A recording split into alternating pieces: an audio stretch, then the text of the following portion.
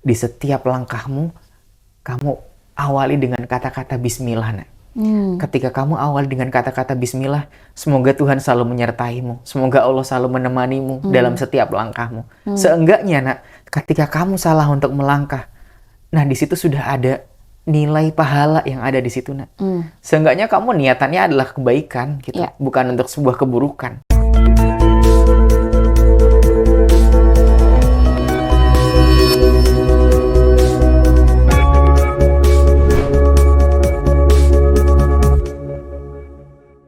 Assalamualaikum warahmatullahi wabarakatuh. Halo Mitra JIC, senang sekali rasanya saya Zoma dapat kembali menyapa Mitra di layar smartphone Mitra JIC maupun di komputer Mitra JIC dalam program Genspirasi JIC TV.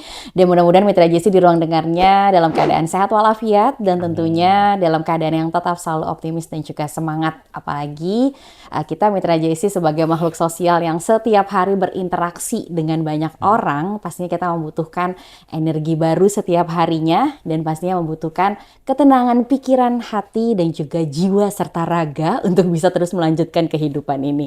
Dan spesial Mitra JIC Genspirasi kali ini, Zoma memiliki teman bincang yang sudah hadir di studio JIC TV. Langsung saja kita sapa, ada Kak Irfan. Assalamualaikum warahmatullahi wabarakatuh. Waalaikumsalam warahmatullahi wabarakatuh. Kak Irfan, Salam gimana kenal. kabarnya nih? Alhamdulillah baik. Alhamdulillah. Alhamdulillah baik.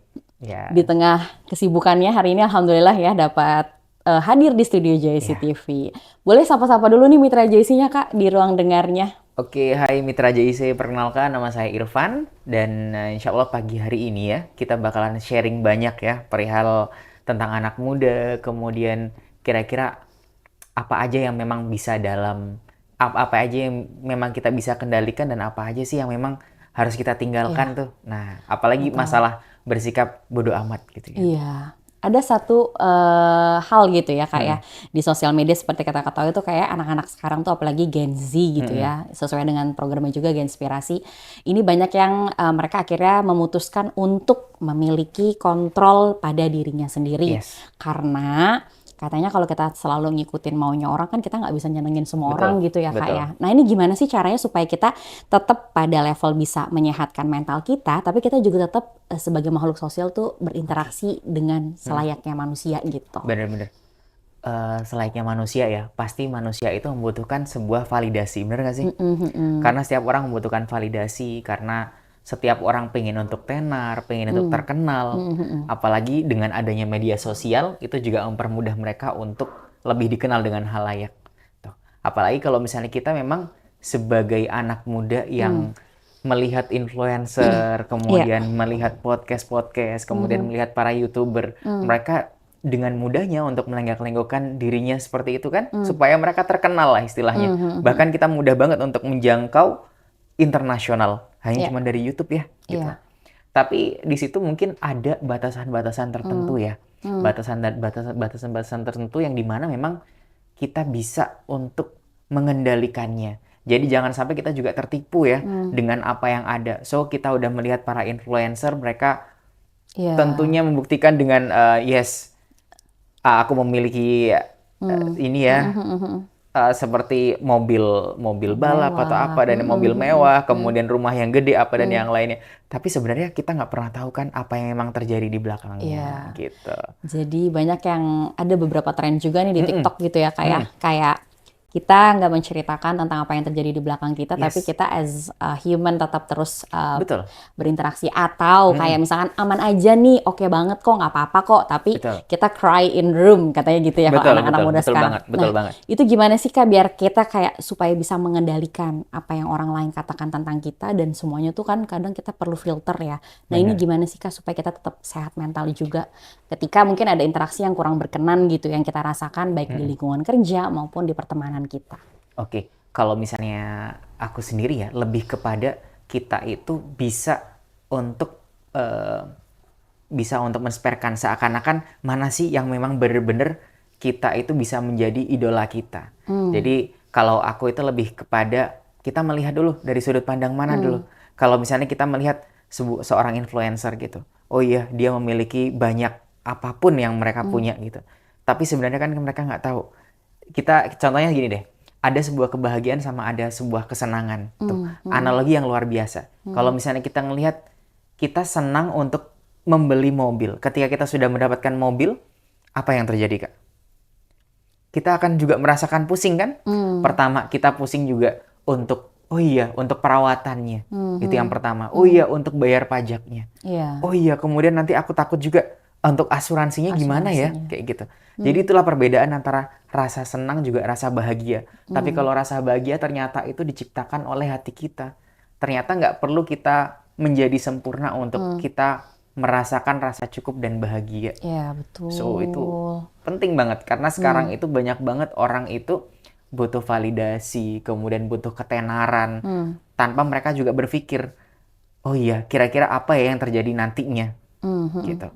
Karena mereka, ya kita selalu berpikiran short term banget ya, kayak misalnya kita berpikiran pendek banget ya, apa yang bakalan terjadi nantinya, gitu. Tapi kita nggak seakan-akan, bahkan kalau misalnya seorang pengusaha itu mereka punya jangkauan jangka pendek, sedang juga jangka panjang seperti apa. Seenggaknya emang itu. Iya. Dan menarik Mitra JC ketika ngomong tentang bahagia ya Kak ya. Ternyata bahagia itu dari hati dan diciptakan oleh diri sendiri. Bahagia menurut Kak Irfan nih, untuk supaya Gen Z dan juga mungkin teman-teman lain yang menyaksikan itu ternyata kita tuh punya makna bahagia masing-masing. Dan seperti apa makna bahagia menurut Kak Irfan nih? Oke, kayak gini.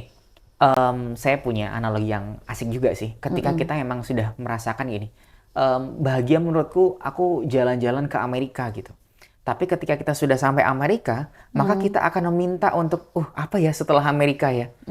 Seperti itulah manusia, gitu kan? Seperti itulah manusia. Ketika manusia diberikan sebuah kesenangan, kebahagiaan sesuatu, dia akan meminta, ketika dia udah diberi satu, dia akan meminta 2, 3, 4, dan seterusnya. Karena kalau misalnya kita memang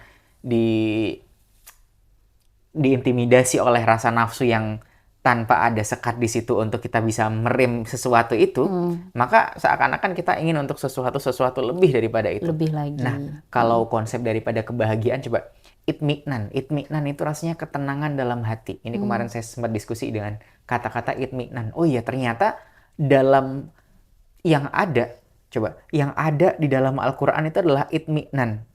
Mutmainnah, rasanya ketenangan dalam hati. Tuh. Gimana kalau misalnya kita merasakan ketenangan dalam hati? Boleh kita memiliki mobil, itu dalam bentuk sebuah kesenangan. Tapi setelah itu, coba, ada analogi bagus juga.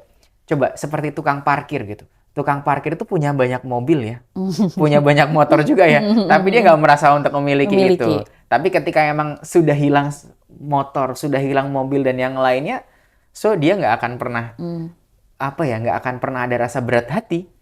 Karena dia nggak merasakan untuk memiliki sesuatu. Itu asik ya, bener banget ya. Ternyata kebahagiaan itu atau ketenangan dalam hati itu adanya dalam hati. Setiap orang pasti memiliki aspek kebahagiaan dan kesenangannya masing-masing. Iya, berbeda-beda. Berbeda-beda. Setiap orang pasti memiliki aspek yang berbeda-beda. Betul. Dan ini sama juga kayak anak-anak sekarang tuh seneng banget Kak, dibilang side hustle. Jadi dia tuh kerja kerasnya tuh bener-bener yang kayak, apa aja semua kesempatan diambil gitu ya Kak ya. Dan mereka tuh kayak merasa mereka tuh berkompetisi juga dengan satu dengan yang lainnya. Jadi kadang di medsos juga kita lihat, gak apa-apa kan umur segini belum punya ini, atau umur segini ada yang posting pencapaiannya, ada yang sebaliknya justru malah ya udah let it go aja atau let it flow gitu. Jadi apa yang dikasih ya udah kita jalani aja. Nah, gimana caranya supaya kita juga tetap sehat nih dalam kondisi kita kerja untuk mengambil semua opportunity atau kesempatan, tapi kita juga tetap bisa tenang dari apa yang tadi Kak Irfan udah sampaikan.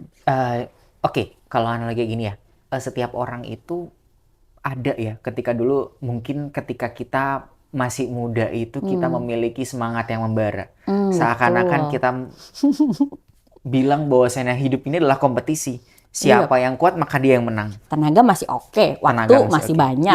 Belum menikah mungkin gitu ya. Jadi semua kesempatan diambil gitu. Betul.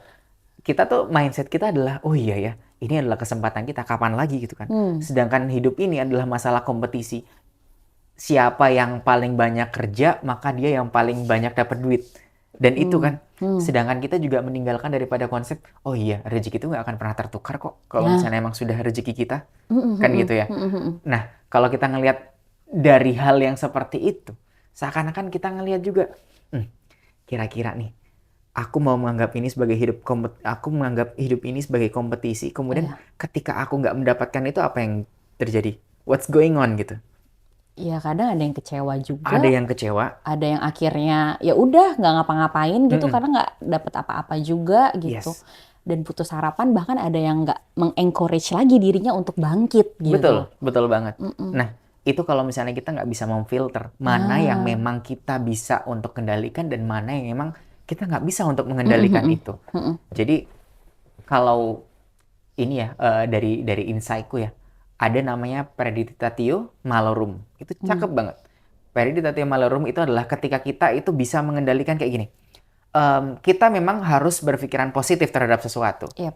Tuh, apalagi sesungguhnya kita sesuai dengan Tuhan sesuai dengan prasangka manusianya. Mm-mm. Ketika emang kita berprasangka baik kepada Yang Maha Kuasa, kita berprasangka baik tentang apa yang bakalan terjadi nantinya, maka suatu saat itu bakalan terjadi. Hmm. Walaupun itu terjadinya dalam bentuk yang lainnya. Hmm. Tapi setidaknya ketika sudah ada prasangka yang baik di situ, maka itu bukan kehendak kita, tapi itu kehendak Yang Maha Kuasa. Tentang penerimaan Yes. berarti ya Kak. Nah, jadi Mm-mm. kita tuh memang harus bisa mengendalikan itu sendiri ya. Apa yang memang kita bisa kendalikan, ya kita kendalikan. Kalau predictive malorum itu cakep banget. Jadi dia itu memprediksi sesuatu. Oh iya, kenapa kita diajarkan untuk kita harus ada plan A, plan B, plan C. Yep. Supaya seenggaknya ketika kita mampu untuk melangkah, oh iya, kita ini bakalan terjadi keburukan seperti ini. Apa yang bakalan keburukan ini terjadi? Oh ya, berarti aku punya plan A, plan B, plan C. Ternyata itu juga harus diajarkan predicative malorum. Supaya apa? Supaya kita nggak terlalu untuk kecewa untuk mendapatkan sesuatu. Ketika kita sudah mencanangkan sesuatu, kemudian kita nggak mendapatkan itu, yang terjadi apa? Kekecewaan. Ya. Yes, seperti itu. Apa yang terjadi di Jepang? So, buat aku luar biasa yang terjadi di Jepang. Dan di Jepang itu seakan-akan mereka itu diciptakan untuk bekerja. Iya. Tapi tanpa ada backing daripada dirinya sendiri. Oh iya, Betul. ternyata ini bukan sekedar jasmani doang yang kerja. Tapi juga secara mental, secara nurani juga harus bekerja juga. Iya.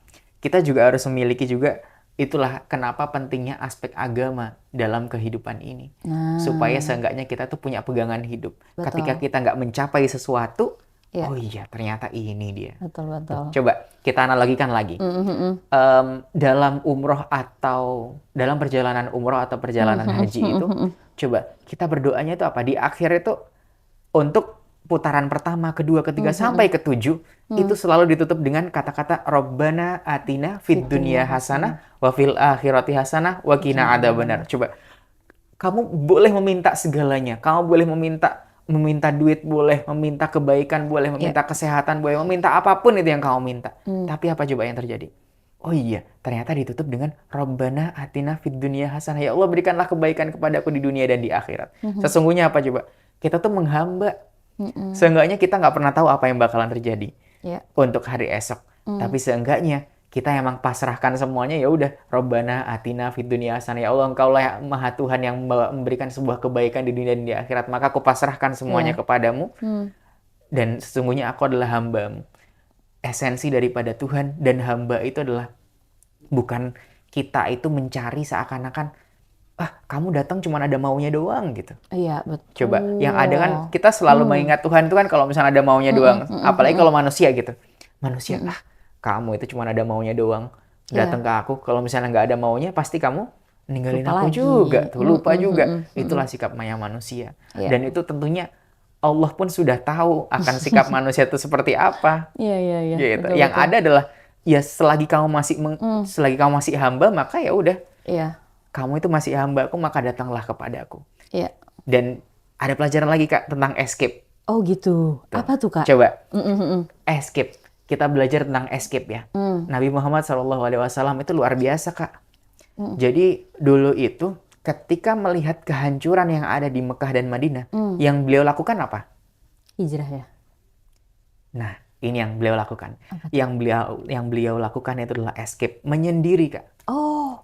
Jadi ketika kita dalam sebuah permasalahan yang besar, belum tentu kita bisa menyelesaikan masalah itu. Right? Bener nggak? Iya. Dan masalah itu terkadang kita juga mikir ya, masalah itu kira-kira perlu kita hadapi nggak ya gitu. Karena kadang ada beberapa masalah yang di luar kendali kita, Kak. Betul. Iya, dan nggak semua bisa diurusin dari diri kita Yes, gitu. right. Dan setiap orang kan kepalanya beda-beda, Hmm. dengan sikap yang berbeda, dan karakter penyelesaiannya Iya. berbeda. Maka dari itu, ada juga yang bilang gini, Kak, kalau lagi kayak gitu tuh menyendiri, karena kasusnya Tumblr kemarin tuh, Iya. lagi emosi-emosinya dia ambil handphone, dia Bener. nge-tweet di X, akhirnya rame, dan akhirnya malah jadi bikin heboh satu negara. Yes, bener banget. Jadi ada yang bilang kayak, kenapa nggak sendiri dulu sih ketika Betul. lagi marah atau ketika lagi menghadapi. Nah, itu kenapa tuh, Kak? Tuh. Pada saat itu, Siap. Rasulullah. Oke, jadi kayak gini. Rasulullah SAW itu melakukan escape ketika melihat keadaan yang porak-poranda ada di Mekah dan di Madinah. Beliau menyendiri di Gua Hira, dan itu pun menyendiri, hanya adanya pembicaraan antara Nabi Muhammad dan Yang Maha Kuasa gitu. Ternyata ada yang lebih berkuasa daripada kita untuk menghadapi semua permasalahan. Iya. Tuh. Jadi istilahnya kayak gini. Kamu itu masih hambaku dan aku memberikan ke kamu itu masalah itu supaya kamu tuh tetap berlaku sebagai hamba. Iya. Bukan betul, kamu betul. Tuhan. Kalau kamu Tuhan, kamu bisa untuk menyelesaikan masalah itu. Bener nggak? Kalau kamu menciptakan masalah itu, berarti kamu juga bisa menyelesaikan masalah itu. Dan kita juga seakan-akan kalau misalnya kita saat ini ya, berada di posisi saat ini. Coba kita mikir, ternyata masalah itu terjadi itu ya udah kita akan tertawa dengan masalah-masalah yang lalu yang udah kita laluin gitu. Bener nggak, Kak? Ternyata masalah ya udah berlalu begitu aja. Iya. Dan kita cuma dituntut untuk datang kepada Yang Maha Kuasa, kita cuma dituntut untuk berusaha dan yang lainnya. Soal hasil tuh bukan kehendak kita. Betul. Bener, ini menarik banget ya Mitra Jessy. Kadang kita tuh fokus sama apa yang kita lakuin, apa yang kita kerjain, tapi kita tuh lupa kalau itu semua tuh kehendak dan dipermudah dan diperlancar oleh yang memiliki kita semua, yang memberikan rizki itu juga gitu. Jadi artinya memang ketika kecewa itu datang, kita balik lagi menyerahkan semuanya kepada Allah begitu ya, Yes, Kak, atas betul apa banget. yang terjadi. Dan itu menjadi basic juga karena banyak yang akhirnya menyerah gitu ya, Kak, ya, dalam kehidupan ini dan blaming ke diri sendiri, menyalahkan diri sendiri, akhirnya menyerahnya juga dalam arti kata ada yang bahkan sampai mengakhiri hidup dan lain sebagainya karena basic itu belum ada gitu. Dan basic itu berarti tetap harus kita tanamkan gitu ya, Kak. Bener banget. Minimal tuh seperti apa sih, Kak? Karena kan biasanya kalau anak-anak muda sekarang kan side hustle-nya lumayan cukup tinggi aktivitasnya. Mereka punya pekerjaan yang mungkin nyampe rumah ya udah mereka istirahat atau apa gitu. Nah, kalau dari Kak Irfan sendiri ada nggak sih habit atau kebiasaan supaya kita tetap bisa menjaga rasa tenang itu sendiri dan kita terus mendekat gitu ya kepada pencipta kita? Bener banget. Sebenarnya untuk daripada itu kita emang harus tetap bergantung kepada kita membaca Quran gitu, kita juga tetap berdoa dan yang lainnya gitu. Dan aku coba, Kak, fokus utamanya adalah lebih ke gimana cara kita juga menyelesaikan sebuah problem di diri kita. Sama seperti ini, kayak kasus Tumblr deh. Ketika dia menyelesaikan kasus masalah gitu ya, dengan adanya emosi di situ, Betul. dengan tidak ada ketenangan dalam diri. Banget. Nah, akhirnya apa yang terjadi? Iya. Runyam semuanya. Dan masalahnya akan semakin melebar. Kemudian bukan cuma ke dirinya sendiri, tapi juga ke orang lain. Berdampak ke orang lain. Kemudian terjadi akhirnya di situ dampaknya ke sosial juga, pembulian secara sosial gitu kan, penghakiman secara sosial gitu. Itu. Karena ketika kita memang coba, kalau yang aku lakukan itu adalah refleksi tiap malam, Kak. Jadi aku melakukan refleksi tiap malam. Oh iya, kira-kira apa yang menarik dari diriku ya? Dan di situ aku selalu bilang, ya Allah, terima kasih hari ini aku diberikan hidup. Terima kasih aku hari ini masih bisa bernafas. Terima kasih hari ini aku masih bisa untuk berjuang untuk keluargaku, untuk anak-anakku, untuk semua orang yang ada di sekitarku. Dan semoga Engkau selalu mendampingi aku dalam setiap langkah-langkahku. Itu, Kak, itu yang pertama. Betul. Yang kedua, dulu aku punya guru juga ya. Namanya almarhum Ustadz Dihiatul Maskon. Itu luar biasa banget beliau. Beliau selalu mengajarkan adalah, nak, coba di setiap langkahmu, kamu awali dengan kata-kata bismillah, nak. Ketika kamu awali dengan kata-kata bismillah, semoga Tuhan selalu menyertaimu. Semoga Allah selalu menemanimu dalam setiap langkahmu. Seenggaknya, nak, ketika kamu salah untuk melangkah, nah di situ sudah ada nilai pahala yang ada di situ, nak. Seenggaknya kamu niatannya adalah kebaikan gitu, bukan untuk sebuah keburukan. Jadi fokus utamanya lebih kepada itu, Kak. Iya, betul. Dan kita emang harus untuk merefleksi diri ya. Dalam artian, dalam agama itu hasibu qabla an tuhasabu. Oh ya, kita harus menghisap diri kita dulu nih sebelum Tuhan yang bakalan menghisap kita. Iya lagi. Gitu. Iya lagi. Jadi emang setiap malam tuh refleksi diri sekaligus afirmasi ya. Betul. Jadi kita tetap positive thinking karena Allah sesuai dengan prasangka hambanya. Benar. Kita juga tetap bisa mengevaluasi setiap malam. Dan kita tetap bisa berkomunikasi dengan Allah di waktu tersebut. Bener banget. Nah, kadang ada nih Kak, yang kayak yaudah deh kita escape just for a while sampai semuanya baik-baik aja. Kapan waktunya kita bisa kembali untuk akhirnya menghadapi lagi? Oke. Kalau memang itu mungkin belum selesai atau memang kita perlu untuk menyelesaikannya gitu. Oke. Kak, sekarang kayak gini. Sebuah hidayah, kemudian sebuah keadaan, realita yang ada, itu sebenarnya bukan kehendak dari manusia kan? Iya. Manusia hanya menjalankan sesuatu. Kalau orang bilang mah, orang Jawa bilang, kita itu bagaikan wayang, ya kan? Kemudian di situ sudah ada dalangnya yang memainkan itu semuanya, gitu. Jadi seenggaknya kalau buat aku selalu berusaha untuk mengatur emosiku. Dan aku berusaha untuk mengendalikan daripada respon sesuatu. Merespon sesuatu. Sama seperti ini. Mungkin ini kata-katanya agak kasar ya. Kata-katanya agak kasar. Kamu nggak akan pernah bisa mengendalikan realita apa yang pernah ada. Tapi kamu bisa mengendalikan sebuah respon yang ada. Bagaimana cara kita untuk merespon sesuatu ketika kita mendapatkan sebuah masalah. Misalnya kita lagi jalan, kemudian di perjalanan kita kena paku. Gitu. Kira-kira apa yang terjadi, Kak? Ada orang yang dia di situ nyalahin, berkata kotor, ada juga yang menyalahkan, kenapa sih ada kayak ginian? Bisa-bisanya sih ada orang naruh kayak ginian. Tuh. Terus siapa yang harus kita marahin, Kak? Bisa nggak kita marah ke paku gitu supaya paku kemudian ini? Nggak akan pernah bisa kan? Kemudian bisa nggak kita kembali ke 2 detik atau 3 detik yang sebelumnya? Bisa, terus udah kejadian. Dan kita fokusnya adalah ke present kan, apa yang terjadi sekarang kan. So di situ yang kita bisa mengubah itu adalah respon kita, Kak. Ketika kita bisa merespon dengan sebuah kebaikan, toh ya udah, ternyata masalah itu adalah kendalinya di hati, Kak. Lebih ke solusi, ini kalau udah ketusuk di ban, ini harus gimana? Nah, gitu ya. Kalau udah kena gitu kan, oh iya. Dan kita berusaha untuk positive thinking aja. Oh ternyata memang bener ya. Oh ini gunanya adalah supaya aku lebih hati-hati lagi. Toh juga mungkin kalau misalnya aku nggak berhati-hati, nanti aku bisa kecelakaan di depan gara-gara terlalu fokus untuk main HP. Dan aku nggak bisa berhati-hati. Dan aku juga, apapun itu bisa terjadi, Kak. Berarti sesuatu tertunda, bisa jadi ada hal baik di depannya. Yes. Dan itu tergantung respon kita kan. Gimana cara kita untuk merespon sesuatu. Ketika kebaikan, maka kebaikan itu akan kembali ke diri kita sendiri deh. Betul. Dan terkadang di sini nih masalah kita itu adalah masalah memainkan untuk perasaan sama logika kita. Betul. Ini kayak ini ya, Kak. Jadi kita bisa mengendalikan apa yang masuk di diri kita, walaupun kita nggak bisa mengendalikan respon orang terhadap diri kita. Yes. Gitu ya. Tuh, kalau misalnya kita tuh nggak akan pernah nih. Jadi kita harus merubah dalam artian bisa membatasi mana yang bisa kita kendalikan dan mana yang nggak bisa kita kendalikan. Boundaries. Yes. Kalau misalnya kita bisa kendalikan ya diri kita sendiri kan, bisa kita kendalikan gitu. Emang bener sih, Kak. Dalam artian orang yang mendukungmu itu nggak membutuhkan penjelasan apapun tentang kebaikan dirimu. Tapi orang yang membencimu selamanya akan membencimu, Kak. Even kita menjelaskan menjelaskan itu. Karena itu nggak dibutuhkan buat mereka. Iya, betul. So, kalau misalnya aku pun melihat daripada orang yang di sekitar kita, kayaknya ini menurut riset juga ya, sekitar 75% sampai 80% itu mereka itu adalah orang yang memusuhi dirimu.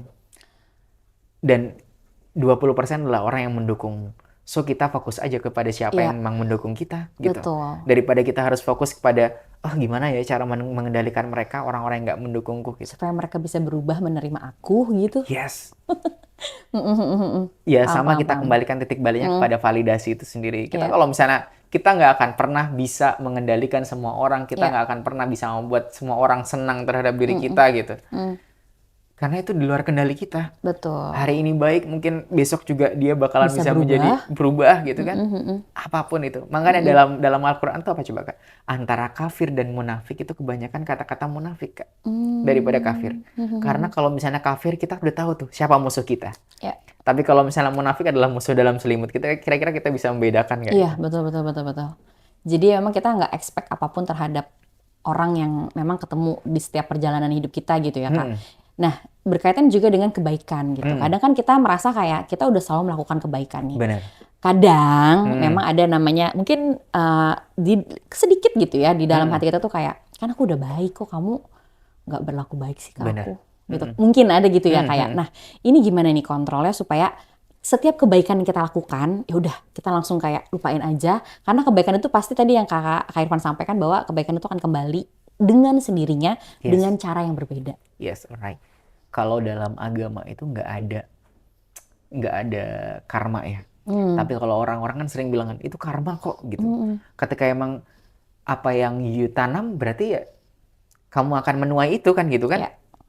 Apa yang kita tanam pasti akan kita tuai gitu. Ketika misalnya kita menanam sebuah kebaikan ya, ya suatu saat akan kembali kepada kebaikan itu sendiri. Ya. Oke, ini Kak, jadi ini based on reality ya. Jadi perjalananku ya selama aku berada sebelumnya itu, jadi bener-bener kayak luar biasa banget. Kita harus bener-bener struggle banget dengan menghadapi kenyataan dan keadaan apa yang realita yang ada gitu. Iya. Jadi aku dulu tuh pernah menjadi seorang guru Kak. Menjadi seorang guru selama sekitar 4 tahun. 4 tahun menjadi guru privat, kemudian guru buat anak-anak jalanan, kemudian guru dari anak-anak yayasan yatim piatu gitu. Aku berusaha membaur dengan mereka. Dan tentunya juga kalau membaur gitu kan harus menyerupai mereka ya, berbaur dengan mereka kan, supaya nggak ada sekat di antara mereka gitu. Yeah. Aku berusaha untuk dapat hal yang di luar daripada nominal itu sendiri. Sampai akhirnya aku dapat kata-kata yang luar biasa banget dari guru TPA gitu. Mas, kalau kita berada di lembaga pendidikan, Mas, itu sebenarnya Mas itu dapatnya itu dua kebaikan. Yang pertama adalah kebaikan dalam sisi nominal, yang bentuknya ada. Yang kedua itu adalah satu hal yang absurd, tapi itu ada sebenarnya nilainya dalam bentuk pahala. Dan pahala itu bukan dalam bentuk nominal. Ada yang mereka mengatakan, ternyata keikhlasan itu ada nilainya. Ada yang dapatnya cuma 20%, ada yang dapatnya sampai 50%, ada yang dapatnya 100%. Yeah. Karena keikhlasan itu bukan lagi sebuah teori. Yeah. Tapi lebih kepada, oh iya ya, kelapangan dada ya. Ketika aku memberikan, lebih seyogyanya kita juga nggak berharap untuk dikembalikan gitu. Ya. Jadi kalau misalnya kita malah semakin, nanti aku bakalan dapat balasan kayak gini deh. Itu malah berimbas kepada, jangan-jangan nanti ini bakalan lebih nih balasannya. Bahkan bisa jadi sebuah keburukan. Tuh. Dan ini ada ini Kak, jadi perjalananku selama di Arab Saudi ya. Aku dulu menjadi seorang mutawif di sana gitu. Ketika itu aku lagi alhamdulillah udah biasa untuk membimbing untuk private jamaah gitu kan. Private jamaah, kemudian dari segala sektor sih, dari pengusaha, pejabat apa dan yang karena lain. Private biasanya private nih middle to high ya. Ya alhamdulillah ya. Alhamdulillah. Dan di situ ada pelajaran yang luar biasa banget. Ketika itu aku udah berusaha untuk memberikan semua kemampuanku. Aku berusaha untuk memberikan effort lah ya. Yes, pelayanan yang luar biasa, bahkan melebihi daripada yang sebelumnya gitu. Nah, ketika itu aku mengharapkan sebuah balasan yang besar dong. Wajar ya, apalagi manusia gitu. Ketika kita memberikan sebuah kebaikan, pasti bakalan diberikan kebaikan kembali, bahkan lebih daripada itu. Ketika itu aku berharap Kak seperti itu. Ekspektasinya udah tinggi nih ya. Ekspektasinya tinggi nih. Pasti bakalan dapet ini aku bilang gitu. Aku udah dapetin hatinya nih. Tapi ternyata ketika itu jatuh dalam sebuah harapan yang besar dan aku juga melupakan daripada siapa grand design daripada semuanya gitu kan. Oh ya ternyata ada Allah yang Maha Kuasa yang punya. Kamu masih berharap pada manusia emang kayak gitu. Jadi ketika itu aku dapat pukulan yang luar biasa. Ketika itu singkatnya aku diputus ketika itu. Udah deh, aku cari yang lainnya aja, gitu katanya. Oh gitu. Aku cari pembimbing yang lainnya aja. Karena aku nggak sesuai sama Kak Irfan gitu. Wow, luar biasa kan Kak. Ternyata aku udah mengharapkan luar biasa nih kepada manusia. Ternyata aku benar-benar kayak dikasih pelajaran luar biasa itu. Kamu mau berharap apa ke manusia? Sedangkan aku yang membuat semuanya gitu. Iya. Kalau kamu mau memberikan ya memberi secara lapang dada gitu, tanpa harus meminta imbalan yang lebih gede lagi gitu. Apalagi kamu di rumahku gitu loh. Masa kamu masih mengharap pada manusia gitu. Ternyata ketika kita emang menjatuhkan sebuah harapan kepada manusia. Kita Ya, juga bisa dihinakan, bisa juga betul. nggak sesuai dengan ekspektasi kita Ya. gitu. Tapi ternyata ketika kita melapangkan semuanya gitu, Hmm. yang aku lakukan sebelumnya kayak aku berusaha untuk oke, aku terjun di dunia pendidikan gitu. Hmm. Kemudian aku nggak mengharapkan apa-apa, yang penting aku berusaha untuk memberikan yang Ya. terbaik. Udahlah, suatu saat aku yakin kok Allah Ya. bakalan mengganti semuanya. Aku yakin Mm-mm. kok. Jadi seakan-akan di situ cuman ada kata-kata aku yakin kok. Insya Allah aku bakalan diganti yang lebih baik dan lebih baik lagi. Dan yang maha Betul. kuasa lah yang mempunyai kuasa atas diriku gitu. Ya. Dan alhamdulillah ternyata diberikan pekerjaan yang mungkin di luar Alhamdulillah. prediksi kita gitu. Mm-mm. Itu yang kadang kita suka unpredictable gitu ya. Yes. Ternyata memang pahala itu bentuk intangible yang memang kita nggak tahu. Ternyata Allah kasihnya tuh bisa lebih dari Mm-mm. ekspektasi kita ketika kita menyerahkan semuanya. Nah, ini Yes. as a closing statement nih Kak, Oke. untuk anak muda. Untuk bisa tetap terus menjalani hidup, kita punya ketenangan, kita juga bisa dekat dengan Allah tuh seperti apa step by stepnya supaya kita tetap oke deh kalau nanti ada sesuatu hal yang memang di luar ekspektasi kita dan mengecewakan, kita tetap jalanin aja lagi untuk menerima keadaan ini gitu. Oke. Oke. Kalau aku yang pertama itu lebih kepada kita harus mengenali diri kita. Jauh sebelum kita mengenali orang lain, kita harus mengenali diri kita.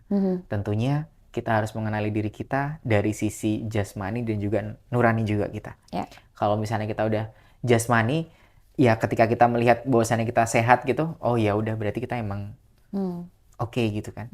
Tapi ketika emang nurani ini yang lebih jauh daripada kita nggak bisa melihat substansinya, tapi kita bisa melihatnya dalam hatinya itu. Jadi kita harus mengenali diri kita dan juga kita yang selanjutnya adalah kita harus mengendalikan diri kita. Ya. Mana yang memang mana yang memang di situ dalam jangkauan kita dan mana yang memang di situ bukan di luar jangkauan kita. Jadi kita harus mengklasifikasikan itu. Ya, Dan yang betul. selanjutnya lebih kepada itu adalah aku berusaha untuk kita harus mengendalikan respon kita dan kita harus berpositif thinking terhadap sesuatu. Karena sejatinya tanpa diminta pun ternyata Tuhan bisa memberikan yang terbaik. Setuju. So kita bukan hak kita untuk melihat aku bakalan dapat nilai berapa ya, aku bakalan dapat hasil berapa ya. Ya. Kita bukan grand design daripada dunia ini, tapi tentunya udah ada yang maha kuasa yang udah Ya. membuat diri kita seperti ini. Tetaplah menghamba. Coba bahasanya tuh kayak gini Kak. Kenapa sih orang itu kita dalam gerakan sholat itu ada namanya sujud Kak. Iya. Sujud itu seakan-akan kita menaruh kepala kita lebih rendah daripada siapapun itu. Dan kita nggak boleh memberikan itu kepada siapapun kecuali kepada yang maha kuasa. Itu. Ketika kita udah menaruh kepala kita di bawah gitu kan, sejajar dengan kaki kita, seakan-akan kita menghamba. Kita tuh masih hamba. Kita tuh bukan yang maha kuasa yang bisa mengendalikan apapun di dunia ini. Iya, setuju. Betul. Dan ternyata ya itu sih Kak. Dan apalagi kita bisa memaknai semua perjalanan hidup kita itu adalah ibadah. Iya. So itu kita lebih have fun aja untuk menjalankan itu semuanya. Daripada kita harus mengikuti segala ekspektasi yang kita harus lalui, baik dari validasi orang, kemudian pengen jadi orang yang terkenal gitu. Buat aku semuanya itu jadi suatu hal yang absurd karena kita nggak pernah tahu mana yang bener-bener dibuat-buat gitu kan, atau mana yang bener realita gitu. Yeah. Bahkan yang dibuat itu lebih jauh, lebih banyak daripada apa yang terjadi gitu. Kita hanya memposting di Instagram itu ya mungkin 5% daripada kehidupan kita ya. Iya, betul. Jauh daripada itu memang sebuah perjuangan yang ada. Yang mungkin orang belum tentu tahu tentang perjuangan itu. Oke. Ini obrolan yang menarik banget Mitra JC dan tentunya sayang banget kalau Mitra JC tentu nggak membagikan gitu ya. Jadi harapannya mudah-mudahan dari siaran Inspirasi kali ini bersama juga dengan Kak Irfan bisa dibagikan nih tayangannya dan dibagikan juga kebaikan-kebaikannya. Karena ternyata kebaikan itu bisa menular ya Kak. Bener banget. Dan tentunya apapun kesempatan yang bisa kita lakukan untuk terus melakukan kebaikan, kita lakukan kebaikan itu tanpa mengharapkan balasan dari apa yang sudah kita lakukan. Makasih banyak ya Kak Irfan ya. Siap, makasih sudah banyak. hadir di JC TV. Terima kasih. Dan mudah-mudahan Mitra JC juga bisa terus tercerahkan dan ini bisa Amin. menjadi tayangan motivasi bagi Mitra JC juga ketika menghadapi mungkin one day atau nanti ke depannya ada beberapa titik di mana Mitra JC mungkin menemui kekecewaan atau mungkin menemui perasaan yang kurang nyaman dalam Oke. menjalani kehidupan. Dan terima kasih banyak Mitra JC, tetap optimis dan semangat selalu, dan Zoma serta Kak Irfan pamit undur diri. Akhir kata, wabillahi taufiq wal hidayah. Wassalamualaikum warahmatullahi wabarakatuh. Oke, terima kasih.